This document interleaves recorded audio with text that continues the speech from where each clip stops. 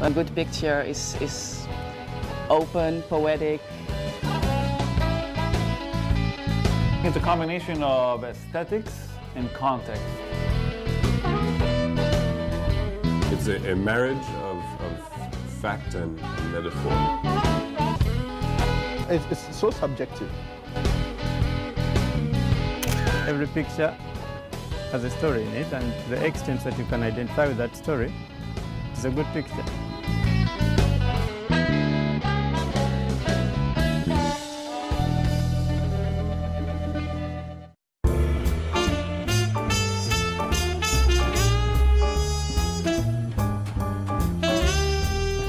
LagosPhoto is it's an initiative of the African Arts Foundation. Azunag Bogu, the director, founded LagosPhoto because he feels, and I totally agree with him, that photography as an art form deserves more attention.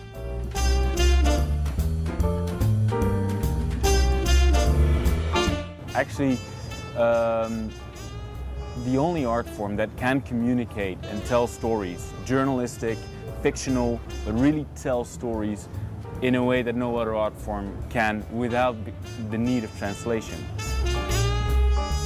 This year I think we were showing more than 40 artists. Over 200 works are on show. If people come here, they will really experience something they haven't seen before.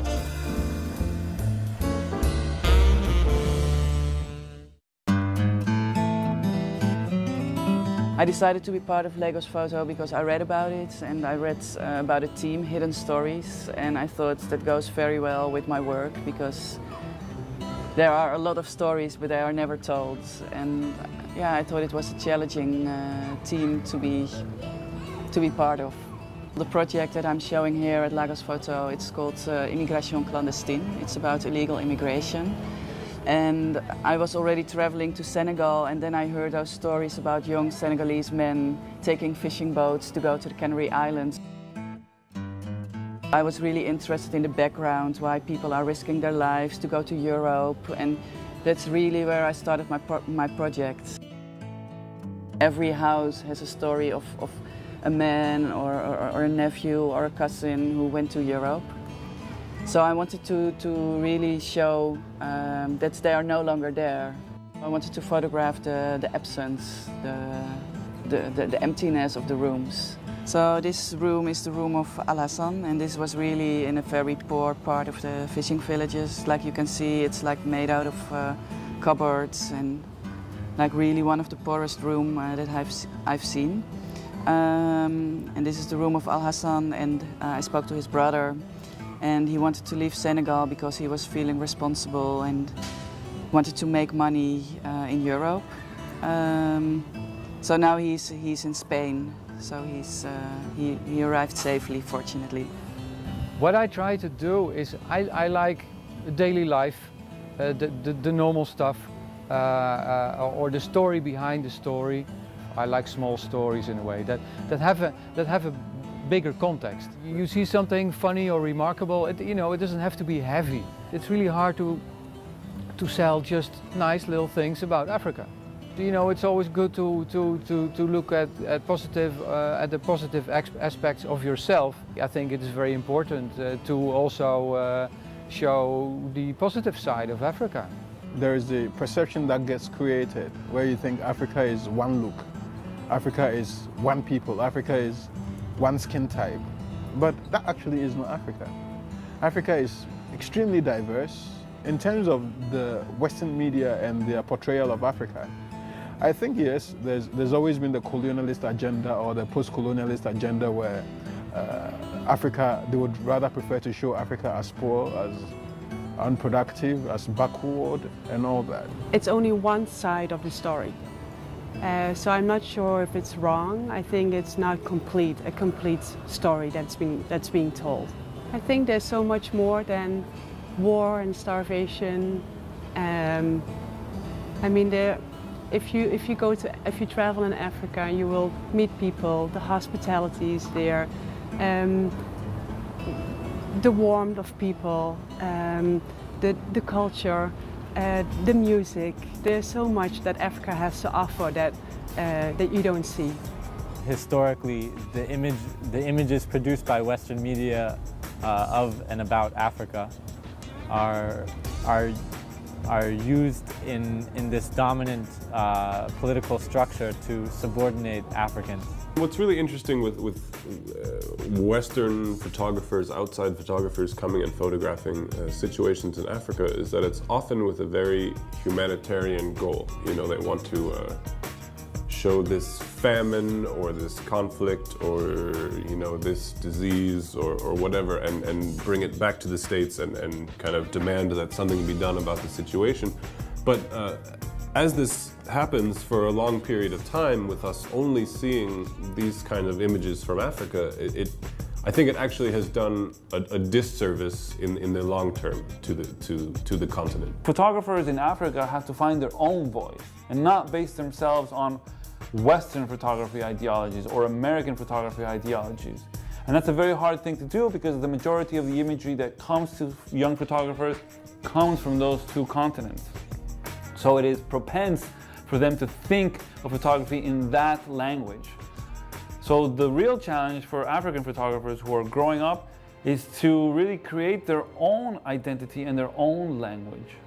I want a projection of the truth. So for example, if we are filming Lagos, we are in a plush hotel, but also there are beggars on the street. And what is fair is to portray both.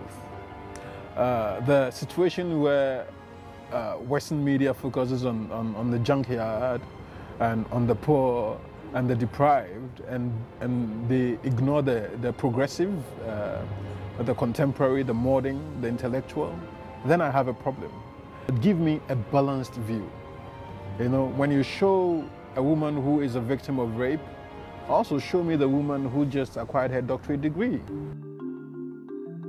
Photography as a tool in itself cannot work without the other elements of documenting. It is the most effective tool, but it cannot work alone. So my grandfather as a writer was combining images with writing, because sometimes you have a situation where the limited frames that a camera can take cannot bring out the intensity or the wholeness of a picture. So my grandfather was the type that when he was frustrated, instead of going out to fight people, he would get his pen and start writing what happened. Then he would go to, like, say, dustbins and find magazines or newspapers that were thrown. He would cut out pieces of those papers. His archive became a collection of different writings, events that happened, and then that accumulation of those things is what you have in the book, the Kadwaso Archive. Really, I just think there's so much potential here speaking of photography. You know, there are so many enthusiastic photographers that are, you know, they want to push the role of photography on the continent further, and I think it's really interesting. The potential Africa has is unimaginable. You know, we have some of the most intelligent people on the earth. We have everything we need. Actually, I think it's maybe the only self-sufficient continent in the whole world. The responsibility for those stereotypes to be broken is not so much on the outsiders, but rather on we, the Africans. We have to be able to own our identity and be fair to present it in such a way that we'll be proud to see what we communicate about ourselves. Powerful photography can really move people, can really tell stories. And we feel it's very important to use that power to tell the stories of the African continent. I think it has to do more with sensitizing the African rather than blaming the outsider. With LagosPhoto, we want to achieve more respect and consideration for photography. That's one thing. The other thing is we want to show the stories to the public here in Nigeria, because you can talk about the Western media, but the Nigerian media don't show many stories either. So I think to have the stories that are shot, that are taken here in Africa, to show them to an African public, I think that's very, very important. And I think we're achieving that.